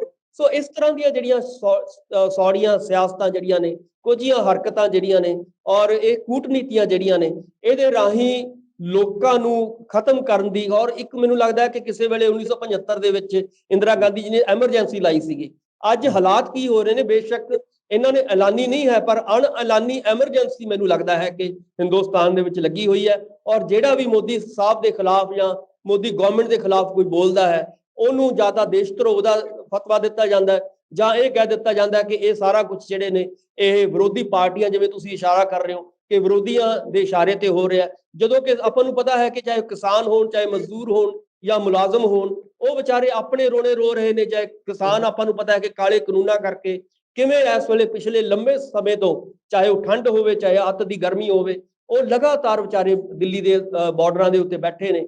ਸੋ ਇੱਕ ਪਾਸੇ ਇਹ ਕਹਿਣਾ ਕਿ ਅਸੀਂ ਜਿਹੜੇ ਨੇ ਲੋਕਾਂ ਦੀ ਭਲਾਈ ਚਾਹੁੰਦੇ ਹਾਂ, ਦੂਜੇ ਪਾਸੇ ਜਦੋਂ ਪ੍ਰੈਕਟੀਕਲੀ ਰੂਪ ਅਸੀਂ ਦੇਖਦੇ ਹਾਂ ਮੋਦੀ ਸਰਕਾਰ ਦਾ ਤਾਂ ਬਿਲਕੁਲ ਉਲਟ ਸਾਨੂੰ ਦਿਖਾਈ ਦੇ ਰਿਹਾ ਹੈ। ਉਹਦੇ ਵਿੱਚ ਸੰਵਿਧਾਨ ਨੂੰ ਵੀ ਖਤਰਾ ਸਾਨੂੰ ਦਿਖਾਈ ਦੇ ਰਿਹਾ ਹੈ, ਉਹਦੇ ਵਿੱਚ ਘੱਟ ਗਿਣਤੀਆਂ ਨੂੰ ਵੀ ਖਤਰਾ ਦਿਖਾਈ ਦੇ ਰਿਹਾ ਹੈ, ਉਹਦੇ ਵਿੱਚ ਜਿਹੜੇ ਧਰਮ ਜਿਹੜੇ ਨੇ, ਵੱਖ-ਵੱਖ ਧਰਮ, ਹਿੰਦੂ ਧਰਮ ਤੋਂ ਇਲਾਵਾ ਜਿਹੜੇ ਨੇ, ਉਹਨਾਂ ਨੂੰ ਵੱਡਾ ਖਤਰਾ ਸਾਨੂੰ ਦਿਖਾਈ ਦੇ ਰਿਹਾ ਹੈ। ਸੋ ਇਸ ਕਰਕੇ ਹਰ ਤਰ੍ਹਾਂ ਦਾ ਜਿਹੜਾ ਵਰਗ ਹੈ, ਚਾਹੇ ਉਹ ਜਾਤ ਪਾਤਾਂ ਨੇ, ਸਾਰੀਆਂ ਚੀਜ਼ਾਂ ਨੇ, ਉਹ ਮੈਨੂੰ ਲੱਗਦਾ ਕਿ ਅੱਜ ਆਪਣੇ ਆਪ ਨੂੰ ਖਤਰੇ ਵਿੱਚ ਵੱਜਿਆ ਹੋਇਆ ਮਹਿਸੂਸ ਕਰ ਰਿਹਾ ਹੈ। ਸੁਖਵਿੰਦਰ ਜੀ, ਡਾਕਟਰ ਸਾਹਿਬ, ਅਗਲੀ ਖਬਰ ਕਿ ਭਾਜਪਾ ਇੱਕ ਪਾਸੇ ਤਾਂ ਆਪਣਾ ਸਥਾਪਨਾ ਦਿਵਸ ਮਨਾ ਰਹੀ ਸੀ, ਮੋਦੀ ਸਾਹਿਬ ਤੱਕ ਮਨਾਇਆ ਗਿਆ, ਪਰ ਦੂਜੇ ਪਾਸੇ ਆਪਾਂ ਦੇਖਿਆ ਕਿ ਜਲੰਧਰ ਦੇ ਵਿੱਚੋਂ ਖਬਰ ਛਪੀ ਹੈ ਪੰਜਾਬੀ ਟ੍ਰਿਬਿਊਨ ਦੇ ਵਿੱਚ ਕਿ ਉੱਥੇ ਤਾਂ ਕਹਿੰਦੇ ਕੁਰਸੀਆਂ ਵੀ ਖਾਲੀ ਰਹੀਆਂ। ਕਈ ਜਿਹੜੇ ਭਾਜਪਾ ਲੀਡਰਾਂ ਨੂੰ, ਅਹੁਦੇਦਾਰਾਂ ਨੂੰ ਜਿਹੜੇ ਝੰਡੇ ਦਿੱਤੇ ਕਿ ਆਪ ਵੀ ਲਾਓ ਤੇ ਨਾਲਦਿਆਂ ਨੂੰ ਵੀ ਵੰਡੋ, ਤੇ ਉਹ ਕਹਿੰਦੇ ਕਿ ਇਦਾਂ ਅਸੀਂ ਨਹੀਂ ਕਰ ਸਕਦੇ। ਮਤਲਬ ਕਿ ਇੱਕ ਖੌਫ ਜਿਹੜਾ ਆ ਉਹ ਹੇਠਲੀ ਲੀਡਰਸ਼ਿਪ ਦੇ ਵਿੱਚ ਜਾਂ ਅਹੁਦੇਦਾਰਾਂ ਦੇ ਵਿੱਚ ਸਾਹਮਣੇ ਆ ਰਿਹਾ।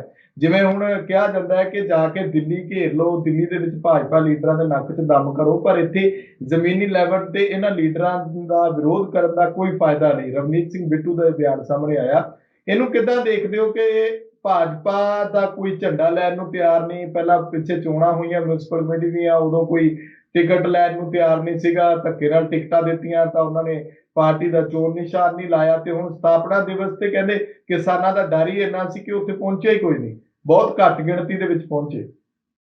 ਸੁਖਵਿੰਦਰ ਜੀ, ਜਦੋਂ ਅਸੀਂ ਪੰਜਾਬ ਦੇ ਇਤਿਹਾਸ ਨੂੰ ਦੇਖਦੇ ਹਾਂ ਤਾਂ ਮੈਨੂੰ ਲੱਗਦਾ ਹੈ ਕਿ ਜੇ ਅਸੀਂ ਇਹਦੇ ਪਿਛੋਕੜ 'ਚ ਝਾਕੀਏ ਤਾਂ ਕਦੇ ਵੀ ਪੰਜਾਬੀਆਂ ਨੇ ਭਾਜਪਾ ਨੂੰ ਜਾਂ ਇਸ ਤਰ੍ਹਾਂ ਦੀ ਜਿਹੜੀ ਕੱਟੜਤਾ ਵਾਲੀ ਪਾਰਟੀ ਹੈ, ਜਿਵੇਂ ਮੈਂ ਪਹਿਲਾਂ ਇਸ਼ਾਰਾ ਕੀਤਾ ਹੈ ਕਿ ਕੋਈ ਵੀ, ਚਾਹੇ ਉਹ ਹਿੰਦੂ ਰਾਸ਼ਟਰਵਾਦ ਦੇ ਨਾਂ ਦੇ ਉੱਤੇ ਕੱਟੜਤਾ ਹੋਵੇ, ਚਾਹੇ ਕੋਈ ਭਾਸ਼ਾ ਦੇ ਨਾਂ ਦੇ ਉੱਤੇ ਕੱਟੜਤਾ ਹੋਵੇ, ਚਾਹੇ ਧਰਮ ਦੇ ਨਾਂ ਦੇ ਉੱਤੇ ਕੱਟੜਤਾ ਹੋਵੇ, ਮੇਰਾ ਕਹਿਣ ਦਾ ਮਤਲਬ ਹੈ ਕਿ ਕਿਸੇ ਵੀ ਕੱਟੜਪੰਥੀ ਪਾਰਟੀ ਨੂੰ ਪੰਜਾਬੀਆਂ ਨੇ ਆਪਣੇ ਉੱਥੇ ਪੈਰ ਨਹੀਂ ਲੱਗਣ ਦਿੱਤੇ।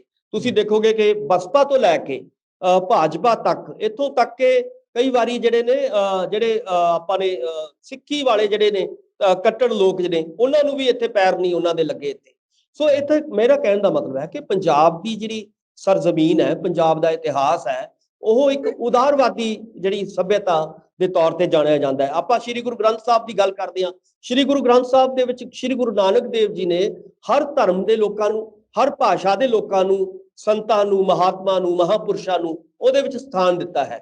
ਸੋ ਅਸੀਂ ਹਰ ਰੋਜ਼ ਉਹਨਾਂ ਨੂੰ ਮੱਥਾ ਟੇਕਦੇ ਹਾਂ। ਇਹਦਾ ਮਤਲਬ ਹੈ ਕਿ ਜਿਹੜੀ ਪੰਜਾਬੀ ਕੌਮ ਹੈ ਉਹ ਬਹੁਤ ਹੀ ਓਪਨ ਮਾਈਂਡਡ ਔਰ ਉਦਾਰਵਾਦੀ ਕੌਮ ਹੈ। ਔਰ ਇਸ ਤਰ੍ਹਾਂ ਦੀਆਂ ਜਿਹੜੇ ਕੱਟੜਪੰਥੀ ਜਿਹੜੀਆਂ ਪਾਰਟੀਆਂ ਨੇ, ਜਿਹਦੇ ਵਿੱਚ ਮੈਂ ਖਾਸ ਤੌਰ ਤੇ ਜਿਹੜਾ ਤੁਸੀਂ ਜ਼ਿਕਰ ਕਰ ਰਹੇ ਹੋ ਬੀਜੇਪੀ ਦਾ, ਜਦੋਂ ਅਸੀਂ ਜ਼ਿਕਰ ਕਰ ਰਹੇ ਹਾਂ ਤਾਂ ਆਪਾਂ ਨੂੰ ਯਾਦ ਹੈ ਕਿ ਪਿਛਲੇ 2 ਜਿਹੜੀਆਂ ਚੋਣਾਂ ਲੋਕ ਸਭਾ ਦੀ ਹੋਈਆਂ, ਉਹਦੇ ਵਿੱਚ ਹਾਲਾਂਕਿ ਇਹ ਕਿਹਾ ਗਿਆ ਕਿ ਲੋਕਾਂ ਨੂੰ ਕਿ ਹੁਣ ਮੋਦੀ ਵੇਵ ਚੱਲ ਰਹੀ ਹੈ, ਪਰ ਮੋਦੀ ਵੇਵ ਕਿੱਥੇ ਪਰੇ ਪਰੇ ਸੀ। ਹਰਿਆਣੇ ਵਿੱਚ ਰਹੀ, ਉਹ ਯੂਪੀ ਵਿੱਚ ਰਹੀ, ਬਿਹਾਰ 'ਚ ਰਹੀ, ਪਰ ਪੰਜਾਬ 'ਚ ਆ ਕੇ ਮੋਦੀ ਵੇਵ ਜਿਹੜੀ ਸੀਗੀ ਉਹ ਚੱਲੀ ਨਹੀਂ ਹੈ। ਉਹਦਾ ਕਾਰਨ ਇਹੀ ਸੀਗਾ ਕਿ ਪੰਜਾਬ ਦੇ ਲੋਕ ਇਹਨਾਂ ਕੱਟੜਪੰਥੀ ਲੋਕਾਂ ਨੂੰ ਪਸੰਦ ਨਹੀਂ ਕਰਦੇ। ਇਹੀ ਗੱਲ ਹੁਣ ਹੈ, ਕਿਉਂਕਿ ਹੁਣ ਤਾਂ ਬਿਲਕੁਲ ਗੱਲ ਉਲਟ ਹੋ ਚੁੱਕੀ ਹੈ। ਹੁਣ ਤਾਂ ਕਾਲੇ ਕਾਨੂੰਨਾਂ ਦੇ ਖਿਲਾਫ ਮੈਨੂੰ ਲੱਗਦਾ ਕਿ ਪੰਜਾਬ ਦਾ ਬੱਚਾ ਜਿਹੜਾ ਹੈਗਾ ਉਹ ਮੋਦੀ ਦੇ ਖਿਲਾਫ ਬੋਲ ਰਿਹਾ ਹੈ ਔਰ ਉਹ ਸੜਕਾਂ ਤੇ ਵਿਚਾਰਾ ਆ ਰਿਹਾ ਹੈ। ਸੋ ਇਸ ਮਾਹੌਲ ਦੇ ਵਿੱਚ ਬੀਜੇਪੀ ਜੇ ਚਾਹੇਗੀ ਕਿ ਪੰਜਾਬ ਦੇ ਵਿੱਚ ਅਸੀਂ ਪੈਰ ਜਮਾ ਲਾਂਗੇ ਜਾਂ ਦੁਬਾਰਾ ਅਸੀਂ ਕੋਈ ਨਵੀਂ ਤਰ੍ਹਾਂ ਦੀ ਜਿਹੜੀ ਸਿਆਸਤ ਇੱਥੇ ਕਰ ਲਾਂਗੇ, ਪਰ ਉਹ ਸੰਭਵ ਨਹੀਂ ਹੋਏਗੀ।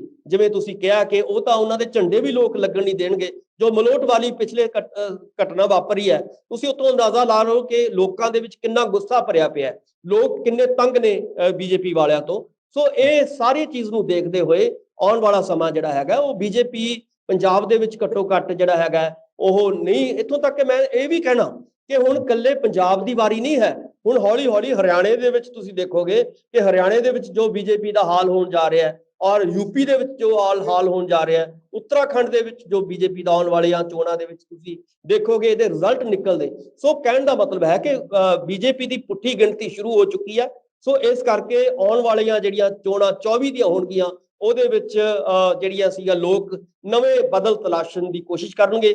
ਬੀਜੇਪੀ ਤੋਂ ਮੈਨੂੰ ਲੱਗਦਾ ਕਿ ਇਸ ਵੇਲੇ ਪੂਰਾ ਹਿੰਦੁਸਤਾਨ, ਇਕੱਲਾ ਪੰਜਾਬ ਨਹੀਂ ਹੈ, ਉਹ ਇਸ ਵੇਲੇ ਤਰਾਹ ਕਰ ਰਿਹਾ ਔਰ ਇਸ ਵੇਲੇ ਨਵਾਂ ਬਦਲ ਜਿਹੜਾ ਹੈਗਾ ਕੋਈ ਚਾਹ ਰਿਹਾ ਹੈ ਪੂਰਾ ਹਿੰਦੁਸਤਾਨ। ਜੀ ਸੁਖਵਿੰਦਰ ਜੀ। ਡਾਕਟਰ ਸਾਹਿਬ, ਇੱਕ ਬਲਵੀਰ ਸਿੰਘ ਰਾਜੇਵਾਲ ਹੋਣਾ ਨੂੰ ਲੈ ਕੇ ਰਵਨੀਤ ਬਿੱਟੂ ਦਾ ਬਿਆਨ ਸਾਹਮਣੇ ਆਇਆ। ਉਹ ਕਹਿੰਦੇ ਕਿ ਰਾਜੇਵਾਲ ਸਾਹਿਬ ਆਮ ਆਦਮੀ ਪਾਰਟੀ ਦੀ ਟਿਕਟ ਤੋਂ ਚੋਣ ਲੜਨਗੇ। ਇਹਨੂੰ ਕਿੱਦਾਂ ਦੇਖਦੇ ਹੋ ਸਿਆਸੀ ਨਜ਼ਰੀਏ ਤੋਂ ਤੇ ਇੱਕ ਆਮ ਨਜ਼ਰੀਏ ਤੋਂ, ਕਿ ਜਿਸ ਢੰਗ ਦੇ ਨਾਲ ਕੀ ਹਰ ਕੋਈ ਚੋਣ ਨਹੀਂ ਲੜ ਸਕਦਾ? ਹਰ ਇੱਕ ਦਾ ਅਧਿਕਾਰ ਹੈ। ਜੇ ਰਾਜੇਵਾਲ ਸਾਹਿਬ ਕਿਸਾਨਾਂ ਦੇ ਲੀਡਰ ਨੇ ਤਾਂ ਜੇ ਕਾਂਗਰਸ ਦੇ ਵਿੱਚ ਹੁੰਦੇ ਸ਼ਾਇਦ ਇਹਨਾਂ ਨੂੰ ਪ੍ਰਵਾਨ ਹੋ ਜਾਣੇ ਸੀ। ਜੇ ਆਮ ਆਦਮੀ ਪਾਰਟੀ ਤੋਂ ਲੜ ਰਹੇ ਨੇ ਤਾਂ ਉਹ ਕਹਿ ਰਹੇ ਨੇ ਕਿ ਰਾਜੇਵਾਲ ਸਾਹਿਬ ਰਾਜਨੀਤੀ ਖੇਡ ਰਹੇ ਨੇ। ਸੁਖਵਿੰਦਰ ਜੀ, ਜਦੋਂ ਅਸੀਂ ਰਵਨੀਤ ਬਿੱਟੂ ਦੀ ਗੱਲ ਕਰਦੇ ਆ, ਮੈਨੂੰ ਲੱਗਦਾ ਕਿ ਉਹਨਾਂ ਦਾ ਜਦੋਂ ਅਸੀਂ ਥੋੜਾ ਜਿਹਾ ਪਿਛਲੇ ਦਿਨਾਂ ਦੇ ਵਿੱਚ ਝਾਤ ਮਾਰੋ, ਉਹ ਬੇਲੋੜਾ ਦਖਲ ਜਿਹੜਾ ਹੈਗਾ ਕਿਸਾਨੀ ਸੰਘਰਸ਼ ਦੇ ਵਿੱਚ ਕਰ ਰਹੇ ਨੇ। ਹਾਲਾਂਕਿ ਚਾਹੀਦਾ ਤਾਂ ਇਹ ਸੀਗਾ ਕਿ ਜਿਵੇਂ ਆਮ ਆਦਮੀ ਪਾਰਟੀ ਕਰ ਰਹੀ ਹੈ ਕਿ ਅਸੀਂ ਉਹ ਕਹਿ ਰਹੇ ਨੇ ਕਿ ਅਸੀਂ ਕਿਸਾਨਾਂ ਦੇ ਸੇਵਕ ਦੇ ਤੌਰ ਤੇ ਕੰਮ ਕਰ ਰਹੇ ਹਾਂ, ਉਹਨਾਂ ਦੇ ਸੇਵਾਦਾਰ ਦੇ ਤੌਰ ਤੇ ਕੰਮ ਕਰ ਰਹੇ ਹਾਂ।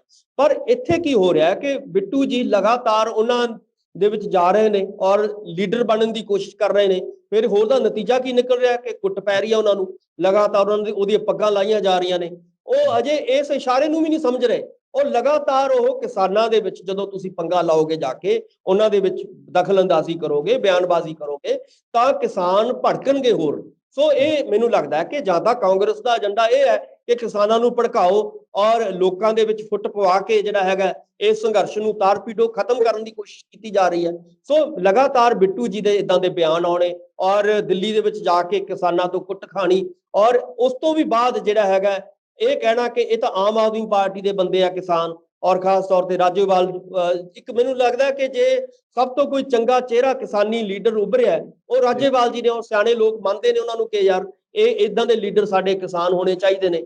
ਸੋ ਇਹ ਦੂਜੇ ਪਾਸੇ ਉਹਨਾਂ ਦੇ ਉੱਤੇ ਇਦਾਂ ਦੀ ਦੂਸ਼ਣਬਾਜ਼ੀ ਕਰਕੇ ਉਹਨਾਂ ਨੂੰ ਇੱਕ ਮਤਲਬ ਉਹਨਾਂ ਨੂੰ ਭੜਕਾ ਕੇ ਉਹਨਾਂ ਨੂੰ ਇਸ ਚੀਜ਼ ਨੂੰ ਤੋਂ ਹਟਾਉਣਾ ਸੰਘਰਸ਼ ਤੋਂ ਪਰੇ ਲੈ ਕੇ ਜਾਣਾ ਇਹ ਰਵਨੀਤ ਬਿੱਟੂ ਦੀ ਲਗਾਤਾਰ ਇਹ ਕੋਸ਼ਿਸ਼ ਰਹੀ ਹੈ। ਤੁਸੀਂ ਦੇਖੋਗੇ ਕਿ ਲਗਾਤਾਰ ਉਹਨਾਂ ਦੇ ਜੋ ਬਿਆਨ ਆ ਰਹੇ ਨੇ ਉਹਦਾ ਮਕਸਦ ਹੀ ਇਹੀ ਹੈ ਕਿ ਕਿਸਾਨਾਂ ਦੇ ਵਿੱਚ ਦਖਲ ਅੰਦਾਜ਼ੀ ਕਰਕੇ ਇਹਨਾਂ ਨੂੰ ਆਪਣੇ ਮੁੱਦਿਆਂ ਤੋਂ ਭੜਕਾਓ ਤੇ ਇਹਨਾਂ ਦਾ ਜਿਹੜਾ ਸੰਘਰਸ਼ ਹੈ ਇਹਨੂੰ ਖਤਮ ਕਰਕੇ ਲਗਾਤਾਰ ਇਹਨਾਂ ਨੂੰ ਲੱਗਦਾ ਹੈ ਕਿ ਅਸੀਂ ਇਦਾਂ ਪਾਰਟੀ ਜਿਹੜੀ ਹੈਗੀ ਹੈ ਸਾਡੀ 22 ਦੇ ਵਿੱਚ ਅਸੀਂ ਜਿੱਤ ਪ੍ਰਾਪਤ ਕਰ ਲਾਂਗੇ ਕਿਉਂਕਿ ਕਿਸਾਨ ਤਾਂ ਜਿਹੜੇ ਨੇ ਆਪ ਲੜ ਲੈਣਗੇ। ਸੋ ਮੈਂ ਇਹ ਕਹਿਣਾ ਚਾਹੁੰਦਾ ਕਿ ਜੇ ਆਮ ਲੋਕ ਜੇ ਹੁਣ ਇਹਨਾਂ ਨੂੰ ਲੱਗਦਾ ਹੈ ਕਿ ਸਿਆਸਤ ਤਾਂ ਸਾਡੀ ਵਿਰਾਸਤ ਦੇ ਵਿੱਚ ਮਿਲਦੀ ਹੈ, ਇਹਦੇ ਦਾਦੇ ਪੜਦਾਦੇ ਜਿਹੜੇ ਨੇ ਉਹ ਵੀ ਸਿਆਸਤ ਕਰਦੇ ਸੀ, ਅੱਗੇ ਪੋਤਿਆਂ ਨੂੰ ਵੀ ਅੱਗੇ ਦੋਹਤਿਆਂ ਨੂੰ ਵੀ, ਜਿਹੜੇ ਆਪਾਂ ਨੂੰ ਪਤਾ ਹੈ ਕਿ ਕਿਵੇਂ ਪਰਿਵਾਰਵਾਦ ਜਿਹੜਾ ਹੈਗਾ ਕਾਂਗਰਸ ਦੇ ਵਿੱਚ ਹਾਵੀ ਹੋ ਚੁੱਕਿਆ। ਸੋ ਇਸ ਚੀਜ਼ ਤੋਂ ਦੂਰੀ ਬਣਾਉਣ ਦੇ ਲਈ ਇਸ ਚੀਜ਼ ਤੋਂ ਸਾਨੂੰ ਅੱਜ ਕਿਨਾਰਾ ਕਰਨ ਦੀ ਲੋੜ ਹੈ, ਸਗੋਂ ਕਿਸਾਨਾਂ ਦਾ ਸਾਥ ਦੇਣ ਦੀ ਲੋੜ ਹੈ। ਕਿਸਾਨਾਂ ਦੀਆਂ ਜਿਹੜੀਆਂ ਵੱਖ-ਵੱਖ ਜਿਹੜੀਆਂ ਮੈਨੂੰ ਲੱਗਦਾ ਕਿ ਜਿਹੜੀਆਂ ਵੀ ਪਾਰਟੀਆਂ ਨੇ, ਚਾਹੇ ਉਹ ਕਾਂਗਰਸ ਹੈ, ਚਾਹੇ ਅਕਾਲੀ ਦਲ ਹੈ, ਚਾਹੇ ਆਮ ਆਦਮੀ ਪਾਰਟੀ ਹੈ, ਚਾਹੇ ਕੋਈ ਹੋਰ ਪਾਰਟੀਆਂ ਨੇ, ਉਹਨਾਂ ਦੇ ਝੰਡੇ ਦੇ ਥੱਲੇ ਉਹਨਾਂ ਦੇ ਪਿੱਛੇ ਲੱਗ ਕੇ ਸਾਨੂੰ ਸਗੋਂ ਕੰਮ ਕਰਨਾ ਚਾਹੀਦਾ। ਜੇ ਅਸੀਂ ਉਹਨਾਂ ਦੇ ਵਿੱਚ ਜਾ ਕੇ ਆਪਣੀ ਲੀਡਰਸ਼ਿਪ ਚਮਕਾਉਣ ਦੀ ਕੋਸ਼ਿਸ਼ ਕਰਾਂਗੇ, ਆਪਣੀ ਸਿਆਸਤ ਨੂੰ ਚਮਕਾਉਣ ਦੀ ਕੋਸ਼ਿਸ਼ ਕਰਾਂਗੇ ਤਾਂ ਅਸੀਂ ਕਿਸਾਨਾਂ ਦੀ ਭਲਾਈ ਨਹੀਂ ਚਾਹ ਰਹੇ। ਇਹਦਾ ਮਤਲਬ ਅਸੀਂ ਆਪਣੀ ਕੋਈ ਨਵੀਂ ਸਿਆਸਤ ਕਰ ਰਹੇ ਹਾਂ, ਅਸੀਂ ਉਹਨਾਂ ਦੇ ਸੰਘਰਸ਼ ਨੂੰ ਖਤਮ ਕਰਨ ਵੱਲ ਦੀ ਜਿਹੜੀ ਹੈਗੀ ਕੋਸ਼ਿਸ਼ ਅਸੀਂ ਕਰ ਰਹੇ ਹਾਂ। ਸੋ ਇਹ ਕੋਈ ਚੰਗੀ ਸਿਆਸਤ ਨਹੀਂ ਹੈ ਬਿੱਟੂ ਜੀ ਲਈ। ਸੋ ਉਹਨਾਂ ਨੂੰ ਜਿਹੜਾ ਹੈਗਾ ਜੇ ਕੋਈ ਇਹ ਕਿਉਂਕਿ ਲੋਕਤੰਤਰ ਹੈ, ਲੋਕਤੰਤਰ ਦੇ ਵਿੱਚ ਆਪਾਂ ਨੂੰ ਪਤਾ ਹੈ ਕਿ ਡੈਮੋਕ੍ਰੇਸੀ ਦੇ ਵਿੱਚ ਹਰ ਬੰਦੇ ਨੂੰ ਅਧਿਕਾਰ ਹੈ ਚੋਣ ਲੜਨ ਦਾ। ਜੇ ਬਿੱਟੂ ਦਾ ਪਰਿਵਾਰ, ਉਹਨਾਂ ਦੇ ਦਾਦੇ ਪੜਦਾਦੇ ਜਿਹੜੇ ਨੇ ਜਾਂ ਉਹਨਾਂ ਦੇ ਪਿਤਾ ਜਿਹੜੇ ਨੇ ਉਹ ਸਿਆਸਤ 'ਚ ਮੈਨੂੰ ਇੰਨਾ ਲੰਮਾ ਸਮਾਂ ਰਹਿ ਸਕਦੇ ਨੇ ਤਾਂ ਆਮ ਬੰਦੇ ਕਿਉਂ ਨਹੀਂ ਰਹਿ ਸਕਦੇ? ਆਮ ਲੋਕ ਕਿਉਂ ਨਹੀਂ ਸਿਆਸਤ ਦੇ ਵਿੱਚ ਆ ਸਕਦੇ? ਉਹਨਾਂ ਦੇ ਵਿੱਚ ਉਹਨਾਂ ਨੂੰ ਕੋਈ ਹੜਬੜੀ ਕਿਉਂ ਪੈਦਾ ਹੋ ਰਹੀ ਹੈ ਉਹਨਾਂ ਦੇ ਦਿਮਾਗ ਦੇ ਵਿੱਚ? ਸੋ ਇਹ ਸਾਰੀਆਂ ਚੀਜ਼ਾਂ ਬਿੱਟੂ ਜੀ ਨੂੰ ਔਰ ਬਾਕੀ ਸਾਰੇ ਮੈਨੂੰ ਲੱਗਦਾ ਕਿ ਕਾਂਗਰਸ ਦੇ ਲੀਡਰਾਂ ਨੂੰ ਇਹਦੇ ਬਾਰੇ ਗੰਭੀਰਤਾ ਨਾਲ ਸੋਚਣ ਦੀ ਲੋੜ ਹੈ। ਸੁਖਵਿੰਦਰ ਜੀ, ਬਿੱਟੂ ਹੋਣਾ ਨੇ ਇਹ ਵੀ ਗੱਲ ਕਹੀ ਹੈ ਕਿ ਜਿਹੜਾ ਵਿਰੋਧ ਹੋ ਰਿਹਾ ਭਾਵੇਂ ਭਾਜਪਾ ਦਾ ਹੋ ਰਿਹਾ, ਉਹ ਕਹਿੰਦੇ ਜਾ ਕੇ ਦਿੱਲੀ ਤੁਸੀਂ ਜਿਹੜੇ ਵੱਡੇ ਭਾਜਪਾ ਦੇ ਲੀਡਰ ਨੇ ਉਹਨਾਂ ਦਾ ਵਿਰੋਧ ਕਰੋ, ਇੱਥੇ ਇਹਨਾਂ ਲੀਡਰਾਂ ਦੇ ਕੋਲੇ ਜਿਹੜੇ ਇੱਥੇ ਨਿੱਕੇ ਮੋਟੇ ਆਗੂ ਨੇ ਇਹਨਾਂ ਦੇ ਕੋਲੋਂ ਕੱਖ ਨਹੀਂ ਬਣਨਾ। ਉਹ ਕਹਿੰਦੇ ਕਿ ਵਿਰੋਧ ਨਹੀਂ ਹੋਣਾ ਚਾਹੀਦਾ। ਠੀਕ ਹੈ, ਵਿਰੋਧ ਨਹੀਂ ਹੋਣਾ ਚਾਹੀਦਾ, ਪਰ ਤੁਸੀਂ ਇਸ ਨੂੰ ਕਿੱਦਾਂ ਦੇਖਦੇ ਹੋ ਕਿ ਭਾਜਪਾ ਦੇ ਸੰਸਦ ਮੈਂਬਰ ਦਾ ਵਿਰੋਧ ਸ਼ਾਹਬਾਦ ਦੇ ਵਿੱਚ ਹੋਇਆ ਤੇ ਬਾਅਦ ਵਿੱਚ ਕਿਸਾਨ ਲੀਡਰਾਂ ਨੇ ਕਿਹਾ ਕਿ ਭਾਜਪਾ ਵਾਲੇ ਜੇਕਰ ਜਦੋਂ ਤੱਕ ਖੇਤੀ ਕਾਨੂੰਨਾਂ ਨੂੰ ਲੈ ਕੇ ਕਿਸਾਨਾਂ ਦੇ ਨਾਲ ਨਹੀਂ ਖੜਦੇ, ਭਾਜਪਾ ਦਾ ਪੱਲਾ ਨਹੀਂ ਛੱਡਦੇ, ਉਦੋਂ ਤੱਕ ਉਹਨਾਂ ਦਾ ਏਦਾਂ ਹੀ ਵਿਰੋਧ ਹੁੰਦਾ ਰਹੇਗਾ ਜਿਵੇਂ ਹੁਣ ਹੋ ਰਿਹਾ। ਸੁਖਵਿੰਦਰ ਜੀ ਦੇਖੋ, ਇਹ ਜਿਹੜਾ ਸੰਘਰਸ਼ ਹੈ ਇਹ ਕਿਸਾਨ ਜਥੇਬੰਦੀਆਂ ਔਰ ਵਰਸਸ ਬੀਜੇਪੀ ਇਹਦੇ ਵਿਚਕਾਰ ਹੈ। ਔਰ ਕਿਸਾਨ ਜਥੇਬੰਦੀਆਂ ਕੱਲੀਆਂ ਇਹ ਤਾਂ ਹੈ ਨਹੀਂ ਕਿ ਇੱਕ ਕੋਈ ਲੀਡਰ ਹੈ, ਜਿਵੇਂ ਮੈਂ ਕਹਾਂ ਕਿ ਰਾਜੇਵਾਲ ਜੀ ਦੀ ਚੱਲਦੀ ਹੈ ਜਾਂ ਦੋ ਲੀਡਰਾਂ ਦੀ ਚੱਲਦੀ ਹੈ, ਇਹ ਤਾਂ ਕਦੇ ਵੀ ਨਹੀਂ ਹੋਇਆ। ਉਹਨਾਂ ਦੀ ਬਕਾਇਦਾ ਮੀਟਿੰਗ ਹੁੰਦੀ ਹੈ, ਉਹ ਸਾਰੀਆਂ ਜਥੇਬੰਦੀਆਂ ਮਿਲ ਕੇ ਬੈਠਦੀਆਂ ਨੇ, ਉਹ ਫੈਸਲੇ ਕਰਦੀਆਂ ਨੇ ਔਰ ਪੂਰੇ ਦਾ ਪੂਰਾ ਹਫ਼ਤੇ ਦਾ 10 ਦਿਨਾਂ ਦਾ ਪ੍ਰੋਗਰਾਮ ਦਿੰਦੀਆਂ ਨੇ ਔਰ ਉਹਦੇ ਅਨੁਸਾਰ ਪੂਰੇ ਹਿੰਦੁਸਤਾਨ ਦੇ ਵਿੱਚ ਉਹਨਾਂ ਪ੍ਰੋਗਰਾਮਾਂ ਨੂੰ ਲਾਗੂ ਕੀਤਾ ਜਾਂਦਾ ਹੈ। ਸੋ ਇਸ ਕਰਕੇ ਜੇ ਕੋਈ ਵੀ ਪਾਰਟੀ ਜਾਂ ਰਵਨੀਤ ਬਿੱਟੂ ਜੀ ਉਹਨਾਂ ਦੇ ਇਹਨਾਂ ਪ੍ਰੋਗਰਾਮਾਂ ਦੇ ਵਿੱਚ ਦਖਲ ਅੰਦਾਜ਼ੀ ਕਰਨਗੇ ਕਿ ਜਿਵੇਂ ਮੈਂ ਪਹਿਲਾਂ ਕਿਹਾ ਕਿ ਫਲਾਣੇ ਨੂੰ ਘੇਰੋ, ਫਲਾਣੇ ਨੂੰ ਨਾ ਘੇਰੋ, ਇਹ ਮੈਨੂੰ ਲੱਗਦਾ ਹੈ ਕਿ ਅਸੀਂ ਇਸ ਸੰਘਰਸ਼ ਬਾਰੇ ਜਾਂ ਤਾਂ ਜਾਣਦੇ ਨਹੀਂ ਹਾਂ ਜਾਂ ਸਾਨੂੰ ਉਹਨਾਂ ਦੀ ਜਿਹੜੀਆਂ ਜਥੇਬੰਦੀਆਂ ਦੇ ਉੱਤੇ ਕੋਈ ਭਰੋਸਾ ਨਹੀਂ ਹੈ। ਸੋ ਇਸ ਕਰਕੇ ਸਾਨੂੰ ਅੱਜ ਦੀ ਡੇਟ ਦੇ ਵਿੱਚ ਉਹਨਾਂ ਵੱਖ-ਵੱਖ ਜਥੇਬੰਦੀਆਂ ਦੇ ਉੱਤੇ ਜਿਹੜੀਆਂ ਵੀ ਉਸ ਜਥੇਬੰਦੀ ਦੇ ਵਿੱਚ ਸਾਰੇ ਸੰਪੂਰਨ ਤੌਰ ਤੇ ਜਿਹੜੀਆਂ 32 ਹੋਣ, ਚਾਹੇ 42 ਹੋਣ, ਚਾਹੇ 420 ਹੌਲੀ-ਹੌਲੀ ਜਿਹੜੀਆਂ ਪੂਰੇ ਹਿੰਦੁਸਤਾਨ ਦੀਆਂ ਜਿਹੜੀਆਂ ਛੋਟੀਆਂ-ਮੋਟੀਆਂ ਕਿਸਾਨ ਜਥੇਬੰਦੀਆਂ ਨੇ, ਮਜ਼ਦੂਰ ਜਥੇਬੰਦੀਆਂ ਨੇ, ਉਹ ਜਦੋਂ ਰਲ ਕੇ ਕੋਈ ਫੈਸਲਾ ਲੈਣਗੀਆਂ ਤਾਂ ਉਹਨਾਂ ਦੇ ਪਿੱਛੇ ਜਾ ਕੇ ਸਾਨੂੰ ਉਹਦਾ ਸਾਥ ਦੇਣਾ ਚਾਹੀਦਾ ਹੈ, ਨਾ ਕਿ ਉਹਨਾਂ ਦੇ ਉੱਤੇ ਥੋਪ ਕੇ ਕਿ ਅਸੀਂ ਫਲਾਣੇ ਬੰਦੇ ਨੂੰ ਘੇਰੋ, ਫਲਾਣੇ ਨੂੰ ਨਾ ਘੇਰੋ। ਇਹ ਉਹਨਾਂ ਦਾ ਪ੍ਰੋਗਰਾਮ ਹੈ, ਇਹ ਕਿਸਾਨ ਜਥੇਬੰਦੀਆਂ ਦਾ ਪ੍ਰੋਗਰਾਮ ਹੋਣਾ ਚਾਹੀਦਾ ਹੈ ਕਿ ਅੱਜ ਭਾਰਤ ਬੰਦ ਕਰਨਾ ਹੈ, ਅੱਜ ਚੱਕਾ ਜਾਮ ਕਰਨਾ ਹੈ, ਅੱਜ ਅਸੀਂ ਕੀ ਕਰਨਾ ਹੈ, ਭਗਤ ਸਿੰਘ ਨੂੰ ਯਾਦ ਕਰਨਾ, ਜਾਂ ਜਿਸ ਨੂੰ ਵੀ ਉਹ ਪ੍ਰੋਗਰਾਮ ਬਣਾਉਂਦੇ ਨੇ ਜਿੱਦਾਂ ਦਾ ਵੀ, ਉਹਦੇ ਮੁਤਾਬਕ ਸਾਨੂੰ ਜਿਹੜਾ ਹੈਗਾ ਉਹਨਾਂ ਦਾ ਸਾਥ ਦੇਣ ਦੀ ਲੋੜ ਹੈ, ਨਾ ਕਿ ਅਸੀਂ ਆਪਣੀ ਪੋਲਿਟਿਕਸ ਜਿਹੜੀ ਹੈਗੀ ਆ ਉਹਨਾਂ ਦੇ ਥੋਪ ਕੇ ਕਿ ਆਹ ਚੰਗਾ ਨਹੀਂ ਹੈ, ਆਹ ਮਾੜਾ ਹੈ। ਮੈਨੂੰ ਲੱਗਦਾ ਹੈ ਕਿ ਇਹ ਕਿਸਾਨਾਂ ਤੋਂ, ਇਹਦਾ ਮਤਲਬ ਕਿਸਾਨ ਜਿਹੜੇ ਨੇ ਉਹ 35, ਜਿੰਨੀ ਰਵਨੀਤ ਬਿੱਟੂ ਦੀ ਉਮਰ ਹੈ ਉਦੋਂ ਜ਼ਿਆਦਾ, ਕਈ ਗੁਣਾ ਜ਼ਿਆਦਾ ਤਾਂ ਇੱਕ ਬੰਦੇ, ਇੱਕ ਲੀਡਰ ਦਾ ਤਜਰਬਾ ਹੈ। ਤੁਸੀਂ ਰਾਜੇਵਾਲ ਦੀ ਗੱਲ ਕੀਤੀ ਹੈ, ਜਿੰਨੀ ਰਵਨੀਤ ਬਿੱਟੂ ਦੀ ਉਮਰ ਹੈ ਉਦੋਂ ਵੱਧ ਤਾਂ ਉਹ ਕਿਸਾਨ ਸੰਘਰਸ਼ਾਂ 'ਚ ਰਹੇ ਨੇ। ਸੋ ਇਸ ਕਰਕੇ ਉਹਨਾਂ ਨੂੰ ਇਦਾਂ ਦੀਆਂ ਨਸੀਹਤਾਂ ਦੇਣੀਆਂ ਵੱਖ-ਵੱਖ ਪਾਰਟੀਆਂ ਦੇ ਦੁਆਰਾ ਇਹ ਸ਼ੋਭਦੀਆਂ ਨਹੀਂ ਹੈਗੀਆਂ। ਕਿਸਾਨ ਲੀਡਰ ਇੱਕ ਤਜਰਬੇ 'ਚੋਂ ਨਿਕਲ ਕੇ ਆਏ ਨੇ ਔਰ ਉਹਨਾਂ ਦਾ ਬਹੁਤ ਲੰਬਾ ਜ਼ਿੰਦਗੀ ਦਾ ਤਜਰਬਾ ਹੈ। ਸੋ ਉਸ ਤਜਰਬੇ ਦੇ ਮੁਤਾਬਕ ਉਹਨਾਂ ਨੂੰ ਸੰਘਰਸ਼ ਨੂੰ ਚਲਾਉਣਾ ਚਾਹੀਦਾ ਹੈ। ਸੁਖਵਿੰਦਰ ਜੀ, ਸ਼ੁਕਰੀਆ, ਧੰਨਵਾਦ ਡਾਕਟਰ ਸਾਹਿਬ, ਬਹੁਤ ਸਾਨੂੰ ਸਮਾਂ ਦੇ ਲਈ। ਬਹੁਤ ਮਿਹਰਬਾਨੀ, ਧੰਨਵਾਦ। ਸੋ ਮੇਰੇ ਨਾਲ ਲੋਕਰਾਜ ਚੈਨਲ ਪੰਜਾਬੀ ਤੇ ਮੌਜੂਦ ਸਨ ਸਿਆਸੀ ਮਾਹਰ ਡਾਕਟਰ ਭੀਮਿੰਦਰ ਸਿੰਘ। ਗੱਲਬਾਤ ਕੀਤੀ ਹੈ ਅਸੀਂ ਜੋ ਮੌਜੂਦਾ ਖਬਰਾਂ ਟੌਪ ਦੀਆਂ ਦੇ ਵਿੱਚ ਕਿ ਕਿਸ ਢੰਗ ਦੇ ਨਾਲ ਸਿਆਸਤ ਖੇਡੀ ਜਾ ਰਹੀ ਹੈ, ਕਿਸਾਨਾਂ ਦੇ ਨਾਲ ਖੁੰਦਕ ਕੱਢਣੀ ਕਿਹਾ ਜਾ ਰਿਹਾ। ਰਾਜੇਵਾਲ ਸਾਹਿਬ ਵੱਲੋਂ ਜਿਹੜਾ ਬੀਜਾਂ ਦੇ ਵਿੱਚ ਵਾਅਦਾ ਕੀਤਾ ਗਿਆ, ਬੀਜੇਪੀ ਲਗਾਤਾਰ ਆਪਣੇ ਫੈਸਲੇ ਤੇ ਬਜ਼ਿੱਦ ਹੈ, ਪਰ ਕਿਸਾਨ ਵੀ ਅਟਲ ਨੇ। ਉਹ ਕਹਿੰਦੇ ਨੇ ਕਿ ਅਸੀਂ ਪਿੱਛੇ ਨਹੀਂ ਹਟਣਾ ਖੇਤੀ ਕਾਨੂੰਨ ਰੱਦ ਕਰਵਾਏ ਤੋਂ ਬਿਨਾਂ। ਕੀ ਹੱਲ ਨਿਕਲਦਾ, ਇਸ ਉੱਤੇ ਵੀ ਨਜ਼ਰ ਰਹੇਗੀ। ਤੁਸੀਂ ਆਪਣੇ ਵਿਚਾਰ ਕਮੈਂਟ ਜ਼ਰੂਰ ਕਰਿਓ। ਲੋਕਰਾਜ ਚੈਨਲ ਪੰਜਾਬੀ ਨੂੰ ਸਬਸਕ੍ਰਾਈਬ ਕਰੋ। ਮੈਨੂੰ ਇਜਾਜ਼ਤ ਦਿਓ। ਧੰਨਵਾਦ।